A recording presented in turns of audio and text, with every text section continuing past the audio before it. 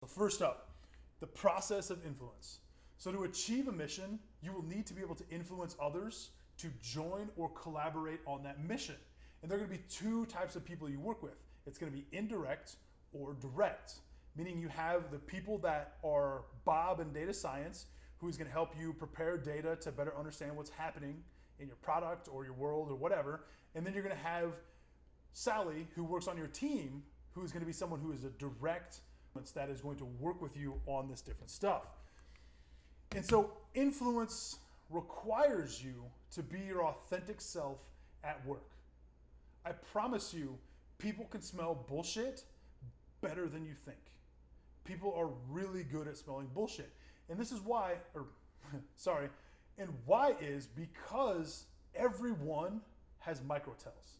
So if you've ever seen that TV show Lie to Me, or if you read any of Paul Ekman's research, he talks about these microtells. So everyone across the planet, regardless of nation, ethnicity, demography, whatever, has all the same tells. We know how to show when we're happy, we smile, we have sad, we frown.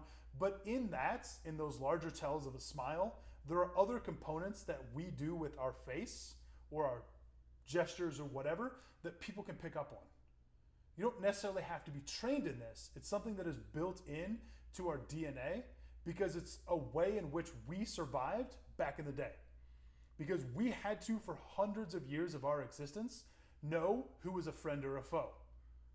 Was this person going to be friendly, or is this person going to kill me and take all my stuff? And so those things built over time. Whereas now, it's not so much, is this person friend or foe and is going to kill me and take all my stuff? It's more of, can I trust this person to work with me on a project? So if you're not your authentic self and people smell that bullshit, they aren't going to want to work with you either directly or indirectly. And they're going to look down on you as someone who isn't interested in being a good, authentic person. And so coming to work, you need to be your authentic self every day.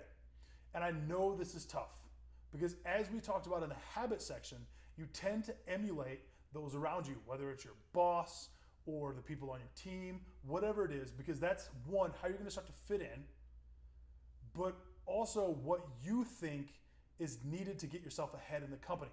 And so if you don't come to work and you be yourself and you stifle your creativity or your passion or whatever it is, you're not going to get a chance to be able to lead others because they're going to know that you're not being authentic.